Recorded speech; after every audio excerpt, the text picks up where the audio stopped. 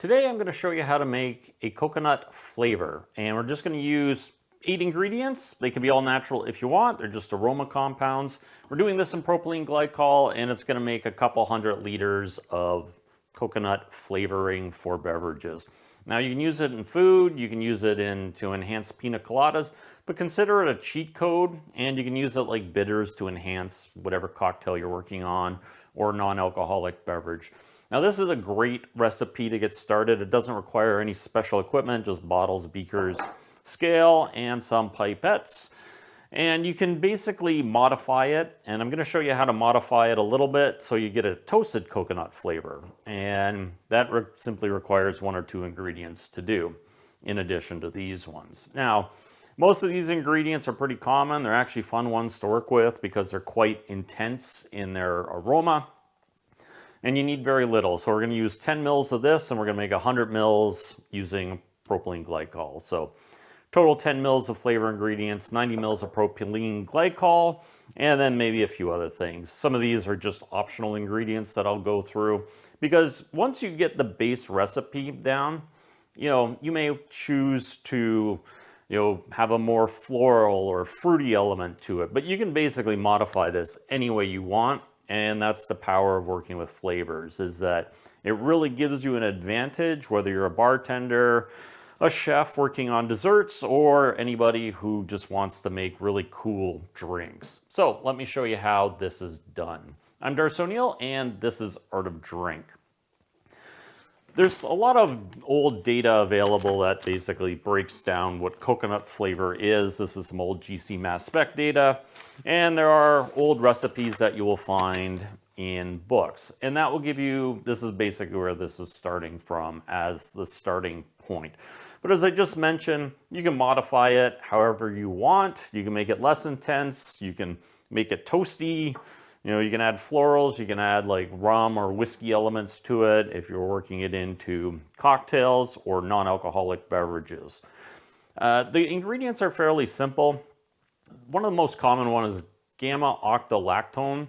Now, don't let the word lactone scare you. That's just another word for an ester. So these are just esters, at least this one is. And this one is the real coconut flavor. You'll find it also in something called whiskey lactones. It's a slightly different molecule than this one, but whiskey lactone, if you ever drink bourbon, you'll often find there's a coconut element to it, though most people confuse it with vanilla. And they are very similar, but they do have this really interesting flavor. So you can use whiskey lactones in this, but gamma-octalactone is the ester that you really want. I have some resources over on Patreon where you can get all this stuff, and you can get all natural versions of it as well. Now this is diacetyl, and a lot of people know this one as kind of that butter aroma. If you've ever opened up a bag of microwavable popcorn, that's the smell of diacetyl. Next is butyric acid. This one is kind of a stinky cheese aroma. It's necessary in a lot of ingredients. Now, you'd think you'd want to skip it, but humans want some of that funk, and this is really funky. Don't spill this, especially on carpet. You'll end up in like a Seinfeld episode of spilling chocolate milk in a car. You'll never get that out. So when working with this, it does have a bit of a stench, so just be careful. But we're using it in low amounts, and it really does help a lot of flavors, though on its own it's pretty intense. So you may not like it when you smell it, but when you combine it in with other stuff, it really helps bring out that depth and naturalness of coconut. Now in coconut, there's caproic acid instead of butyric acid, but you can use both. But the problem with caproic acid is that it's a fairly large molecule, and it's not quite soluble in water. Butyric acid has a very similar aroma, more soluble in water, and allows us to work with propylene glycol. Next, we're going to use benzaldehyde. Now this is the smell of almond, cherry, almond extract would be an example. Now this doesn't actually exist in coconut. It's an enhancement, and we're not trying to replicate coconut per se. We're trying to create an imitation flavor that enhances the natural flavor. It's kind of like steroids for coconut.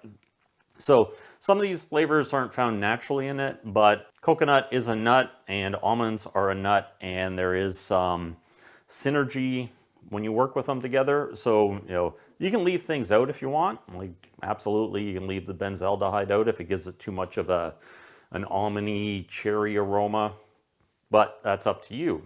And next we have cinnamic aldehyde. Now this one is cinnamon, does not exist in the GC data, but the powers that be who have developed coconut flavors over time and the recipes or formulas that I've come across do call on this. You can leave it out if you want. Again, every ingredient is optional, except for maybe gamma-octolactone and butyric acid and diacetyl. Now diacetyl, again, is not found in coconut, but it does give this buttery, creamy aroma that you get in like coconut milk. So cinnamic aldehyde is just kind of one of those enhancements that kind of gives it a lot more punch and depth. You can skip it. You can use other cinnamon compounds if you want. There's lots of them out there. So feel free to experiment. Now this is dihydrocoumarin, not coumarin. Coumarin is not allowed in food. This was developed to avoid the issues with coumarin, and it smells very similar to coumarin. And all of these are food approved, so they all have FEMA numbers. I will have a information sheet. I don't have it here, I don't think. But I will have an information sheet over on my Patreon with all the FEMA numbers and the CAS numbers. So when you order these, you'll get the exact same ones I am using. So dihydrocoumarin has a very interesting, sweet, vanilla-like smell. I've discovered that this, I clean my bench every once in a while, this has a coumarin aroma in it for sure. So that's just going to give you more depth. And obviously ethyl vanillin is, again, probably not found in coconuts naturally, but it does have, you know, it really rounds out that flavor. And again, we're not recreating coconut because you can already buy coconut.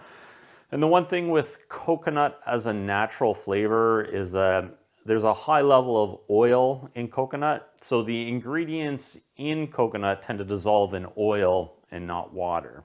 So we're trying to go more water soluble here so that you get stability in your drinks. Now you can use ethyl vanillin or you can just use vanillin. I like ethyl vanillin. It's got more punchy flavor. You can use less, it's pleasant. You can use both if you want. Just mix them together and test. And most of these are pretty cheap to get. They're only like, so you can get like 50 mils for probably $10. So all of the ingredients here are probably less than $100, and you can make, you know, thousands of liters of this. So a lot of these will last years if stored properly. Don't buy big volumes of it, but 50 ml bottles are pretty economical, and you're only going to be using 1 ml of some of these, half a mil in other cases. So if you get 50 mils, it's going to go a long way. And then we're going to use propylene glycol. So it's only going to be 90 mils of propylene glycol, and then the rest is up to 10 mils, and I will show you that. But first, let's just talk about some enhancements. Now, delta-decalactone is found in coconut, and you could pair it up with again, it's another ester related to gamma-octolactone. So these two work together, so feel free to add that if you want. And then whiskey lactones, these are just fun to play with. They don't really taste like whiskey, but they give you this, if you've ever smelled bourbon, as I mentioned in the intro, and you get that kind of vanilla, you can pick it up as a coconut flavor in Buffalo Trace is a good example. You'll really get that note in Buffalo Trace. Isobutavan is a vanilla-like compound. It's kind of got more of a white chocolate vanilla, and it can be an interesting enhancement to your coconut. And you can also use, this is a guavanate, and it's a fruity kind of estery, smells like guava, but it also has a coconut creamy element to it. Play around with these. You only need like for these ones, you only need a drop or two in your, 100 ml sample, maybe a couple, half a mil of the whiskey lactones if you want. But those are really going to kind of round out that coconut flavor. And if you want to drive it more towards maybe less intense, but more kind of a natural. The more ingredients you use is gonna be more complex. The more complex it is, obviously you get rid of that single note issue and it becomes kind of a more natural tasting flavor, but it can be really complex and interesting. Now, I mentioned toasted coconut. You basically take this and you'll take ethyl cyclopentalone, and this is just extracted basically from caramel or toasted notes. And it has a, basically, I wouldn't say smoky, but definitely caramel. It's a really pleasant smell, but you can automatically turn with the methyl or the ethyl cyclopentalone. You can turn this into a toasted coconut flavor. So if you really want to get a toasty coconut aroma, these are two good ones. I will have all the list of the ingredients on my information sheet over on Patreon. Again, it's $5 a month. You can just buy 1 month and get all the information for this. And then that's, it's all in hand. It works well with this video. You have all the ingredients and the instructions. So that's up to you. If you really want to do this, it is fun. Now, there's a couple ethyl laurate, and these are found naturally in coconut. They aren't as water soluble, so I'd recommend, if you're doing an alcoholic beverage, these will work better. They are found in coconut, and they do, you got to be careful if you use too much of them. They can have a soapy flavor, so this is where you want to keep the levels to like a couple drops or less in 100 mils. Bicyclonolactone is another kind of vanilla-esque component that has kind of a coconutty aroma. The farther out we go, the farther we get away from the true coconut flavors. But you can also add methyl dihydrojasminate. It's got a floral aroma. It's fairly weak, like a recipe like this, but it does add that kind of more floral note that you'd get with, natural coconut. And then if you actually want to add, if you're making drinks with this, rum drinks, you can add rum acetyl, and that will kind of give a rum note. So you're not diluting out your rum if you're adding to the cocktail. You can add some rum elements. You can also use, there's other rum elements that you can add that are non-alcoholic. So if you're making a non-alcoholic drink, you can get those, rum notes in your non-alcoholic pina coladas or painkillers. And then finally we have milk lactone. Now milk lactone is another ester that kind of has a milky note. So if you're doing cream of coconut and you really want that creamy element, this will work for you. Again, small amounts, doesn't take much to really get that note, a couple drops. And, eventually we're going to dilute this down into 1 liter elements with, less than half a mil of this. And that will basically give you all your flavor. And depending on how you work with this, you can dilute this more so that you can use it in a dropper bottle to add to cocktails. So let me assemble this and show you how it tastes. Now the best way to do this is using a balance. You can get these 2-digit scales. You've seen them before if you watch the channel on Amazon for like 30-40 bucks. Do get a calibration weight. They are kind of handy. So that's a 20-gram weight. It reads 20.01 grams on this scale. So I'm within the error of the scale. It makes it accurate enough for what we're going to do. Now the first thing is we're going to need 6 mils of our gamma octolactone. Now we're going to add 6 grams of this. And right away you'll get the coconut aroma on this. And when you're done, never reuse. I know I repeat that a lot, but it's an important element. So next, tear that, and we are going to add 1 mil or 1 gram. You can do this by volume if you want, but I find weight to be the best. We're going to add 1 gram of diacetyl. Now this is a potent buttery aroma, so you probably want to be accurate with your measurements. And honestly, you can go less if you want. I'd recommend going a little bit less, just because this can dominate. And next we're going to add butyric acid, and we're going to add 1 gram of butyric acid. Next, we're going to add ½ gram of benzaldehyde. And then we're gonna add 1/2 gram of cinnamaldehyde. So again, you can go less if you want, or you can go more if you want. And then we're gonna add 1/2 gram of dihydrocoumarin. And then we're gonna add 1/2 gram of ethyl vanilla. Now, I tend to weigh, if it's a powder, I weigh it out separately, just because if you get too much in, you can't take it out.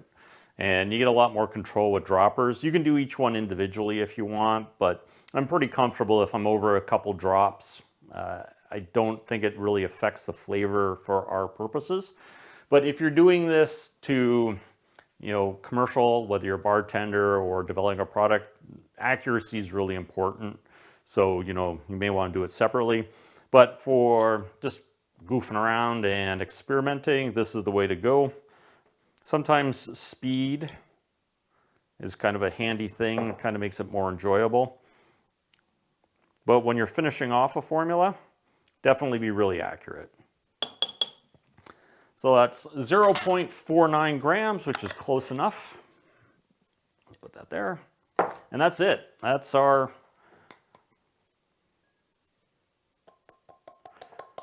Now you'll always see there's a little bit left in there, but what we're going to do is we're going to weigh out 90 grams of propylene glycol, and I'm going to use that to basically rinse.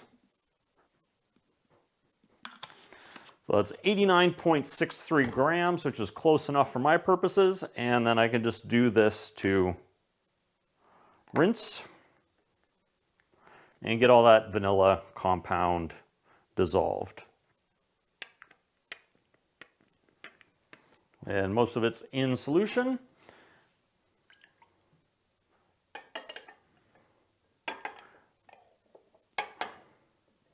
Now there's a trick where you can take this and put that in to prevent it from falling in and let it all drain out, but just don't tip it in without something helping, otherwise it will just plummet into the other beaker. So this will drain out and then you'll get pretty much everything you want. Again, you can be really accurate or you can just kind of be close enough for our purposes, for the purpose of experimentation. Now that we have that all in one, just take a magnetic stir and you're just going to stir this until everything is uniform and dissolved. It'll take a couple minutes.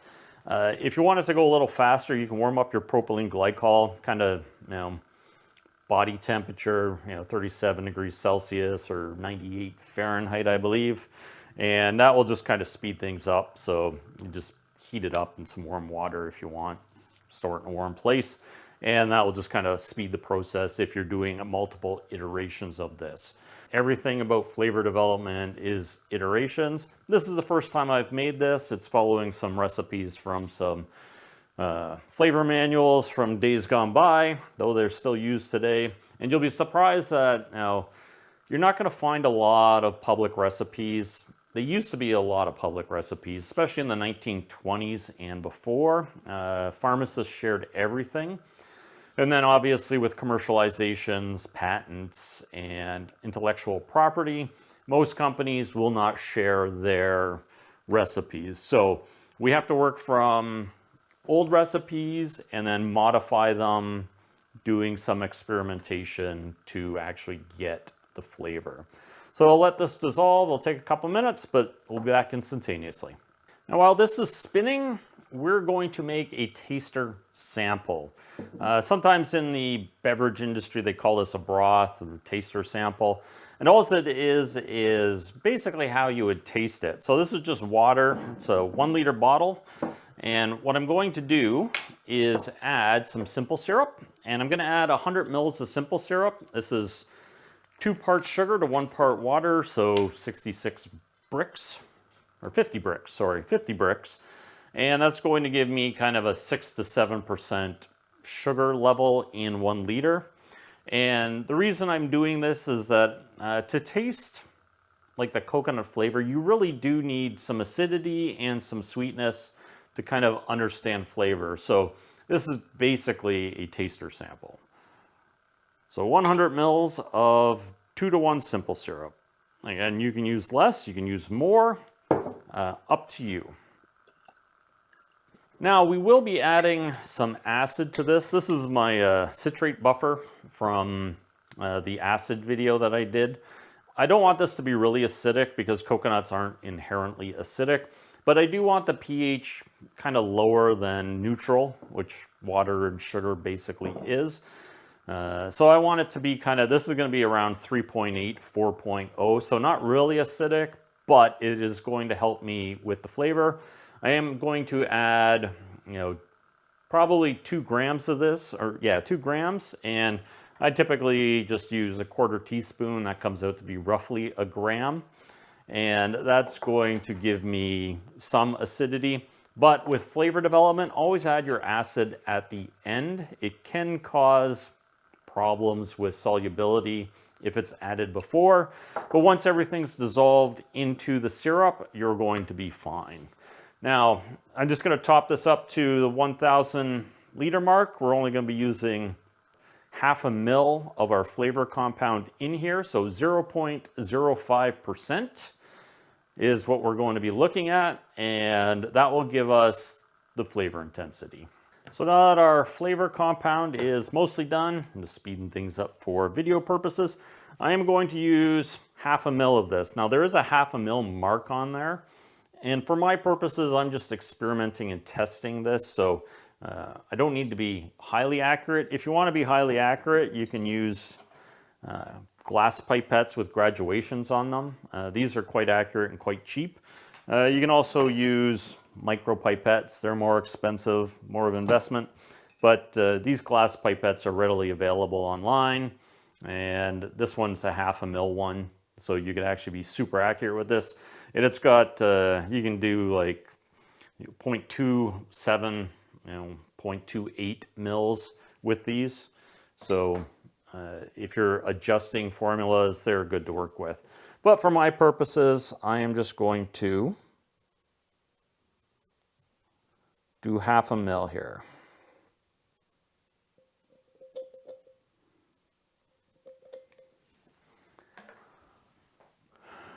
And then you want to put a magnetic stirrer in there. Cover loosely and just stir this up to make sure it's relatively uniform. Now you can just shake this if you don't have a magnetic stir. All of this will dissolve in stuff fairly easily, so you don't really need a magnetic stir. That'll just free up your hands to do other stuff. I'm just going to transfer this to our bottle. And there you have basically 200 liters of flavor compound. So, and again, you can use this any way you want. So you can kind of just put all this in propylene glycol, make 500 mils with the same proportions, and then use a couple drops of this in a cocktail. That would work well too. Once you get the bases down, you can start doing a lot of different things with this. But again, we get this started. It looks like everything's in there, and all I'm going to do is add my buffer or my acid with a little bit of sodium citrate and get that dissolved. Now, if you're actually developing a beverage, you would adjust the acidity whichever way you wanted, using whichever acid, whether it's malic or citric or lactic. You just do that as you would normally do. If you need more information on the acid, just go watch my video on acids. And now let that dissolve, and then we will have a taste of it. So let's see how this tastes. Yeah, it tastes like coconut. It's actually pretty reasonable. I'm kind of impressed by it. I was worried that the diacetyl and the cinnamon were going to be too punchy. But no, it's come out actually quite good. Now, does it taste exactly like coconut? No, but if you were to serve this to somebody, they would instantaneously think coconut. It's not super acidic, so that's working in its favor. So again, this citrate buffer, which is sodium citrate and citric acid, keeps the pH higher because you don't want to go too low with this, but hey, experiment however you want. You may find that a coconut flavor, with a good acidity, may be something that people are interested in. And then you can use a single drop or two in a, pina colada or, whatever coconut beverage you're working on, whether it's non-alcoholic or alcoholic. If you're working as a chef and you want to make like a coconut whipped cream, you can use this, whip it, and then add some of this, and it will definitely make this far more punchy and more of an experience. Sometimes in nature, it doesn't produce super intense flavors, but with a little science, you can really up that and make really interesting things. I like this. I think this is a good recipe. There's definitely room to play with. I'd probably add a little bit more of this if I wanted to get it more punchy, but from a taster sample, it's definitely coconut. But again, I've been saturated in all these compounds, so I'm going to taste it tomorrow, but I suspect it's going to be just as good because right now I can taste it fine in this, having, aroma fatigue from working with these. So, you know what? Give it a shot if you're interested in this stuff. And every ingredient you do buy, you can use in other formulations. All of these ingredients will work in something else, so you're not really throwing away anything. It's not single purpose. All of these are multi-purpose, and it works quite well. Now, if you wanted to make it toasted coconut, you just simply add half a mil to your formula. You can subtract a mil of propylene glycol if you want to be accurate. So you'd add 89 mils of this, 1 mil of that, or this. This is actually powder. So you just play with it until you got the flavor that you wanted. And then you can add any of these flavors. And if you're experimenting, simply add a drop. You don't have to make a new batch every time. So add a couple drops of this, stir it until it's dissolved, put it in your taster. Yeah, you're gonna go through a lot of water, but not a lot of sugar. If you have a liter of simple syrup ready to go, you can make 10 batches of this, and you can just keep tweaking with different amounts. And then when you screw up, you'll just have to start over again. So if you actually make something that doesn't taste good, you throw this away. But again, you can make 50 ml bottles of this. You can make 25 ml bottles of this. You just have to cut these ingredients down by a quarter. So instead of using 1 mil of diacetyl, you just use 0.25 mils. Now that requires you to either get a micropipette, which is really easy to work with, or some of these, you can get little glass ones as well that have graduations on them, and they work just as well. So you don't need to make 100 mils. You can make 50 mil samples or 40 mil samples, and 25 mil samples would just be a quarter of every ingredient. So 1.5 mils of that instead of 6, and you would actually end up being able to do dozens of iterations of these and work on your flavor until you get it exactly the way you want. That's flavor development. So give it a try. If you ever actually make it, let me know. I'm always curious to see what people think. And that's that. So if you want the recipe, check out my Patreon. It's all there for you with some guidance. So thanks for watching, and I will see you in the next one.